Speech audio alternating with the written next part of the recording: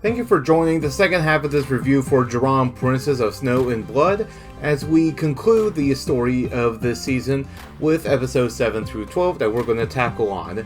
This is the Ronan talking, and the review is about to start. If you have not seen episodes 1 through 6, please go ahead, stop watching this video, click on the review on the link below or on the top right hand corner for my review talking about episodes 1 through 6. Contents of this review may provide some minor to major spoilers for those interested in watching the show on respective platforms of their region. Other details from episode 1 through 6 will be discussed throughout the video. Please watch on your own discretion and check out the first part of the review. So to start where we have stopped, we have Sawa and Asahi both reached the temple that they have escaped to and sought refuge. Then they lived in peace for such a short time. Makoto came, now with powers from the blue blood, attacks Sawa and Asahi. The girl has been slashed and is now dead. Now that Makoto and Sawa fought, the protagonists then get the upper hand and won, but with the help of another changeling. This does not help the fact that Sawa is now depressed again after losing loved ones one more. Eventually she is destined for revenge after begging for death for some time. Just like a repeat of the first 6 episodes that everybody would think it has concluded the season, but it has to continue on forward. At the end of episode 8, it shows Elena returning, confirming that the implication that she survived and is well.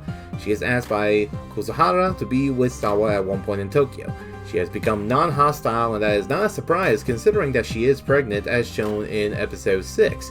This does show that this matter still brings in the old gang together at the very least. The second half of this season that I will say is doing pretty good. It still brings in the plot twist, the character development, and the writing to go into place even for 6 episodes.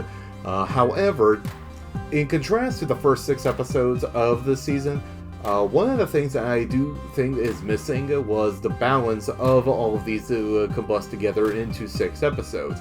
I didn't see a lot of that for this second half, unfortunately. In episode 9, they introduced another character, Rinko. Her concept and design is really neat.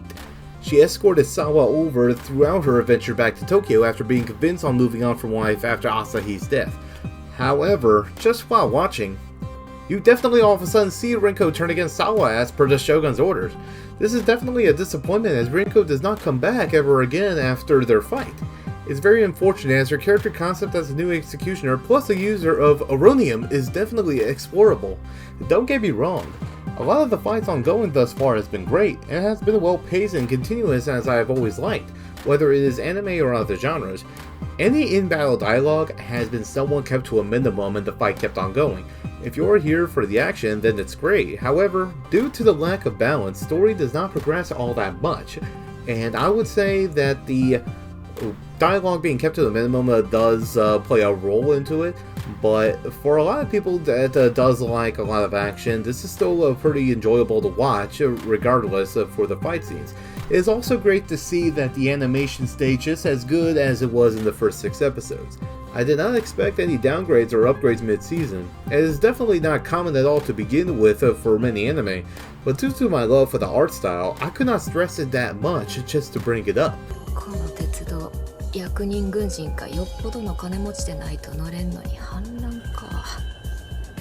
イギリスが本腰入れて援助しとるね。この人数なら私一人でも。おみゃは座っとり。でもあなた酔ってますよね。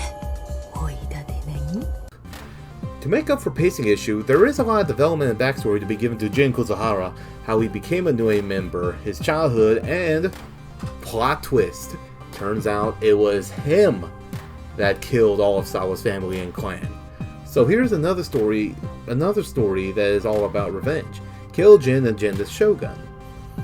At the end, after Jun empathizes with Sawa and tries too hard to be sorry, it was he that decides that he should kill the Shogun. Oh, did I forget to mention that Asahi is alive? Yeah, she is alive. How?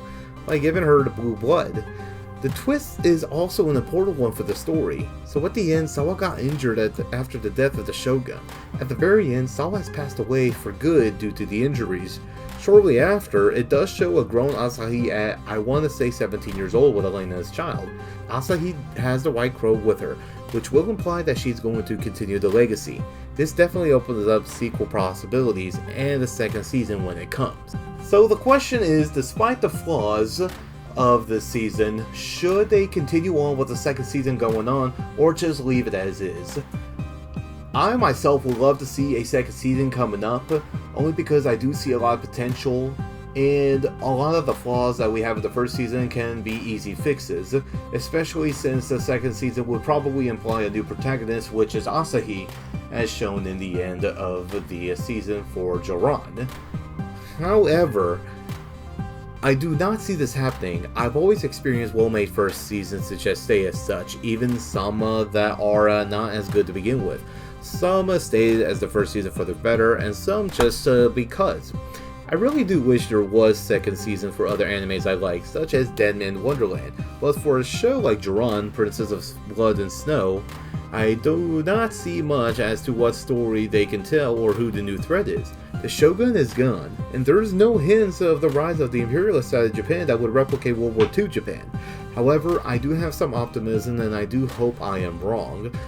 Other than that, I do want to thank you guys for joining this second half of the review for Joran, Princess of Snow and Blood. If you have not seen it yet, I would encourage you to do so because it is still a lot of fun to watch. The soundtrack for it is pretty good, the voice acting is pretty well. The characters, I would say, even with the development of being a hit or miss depending on the characters, I still say I find them to be pretty likable for the most part. I recommend it for the experience and the unforgivable soundtrack, definitely. Please subscribe to my channel and click the notification bell for more reviews on other shows in the future. Take care, and I'll be back for next time I run a night, so stay tuned.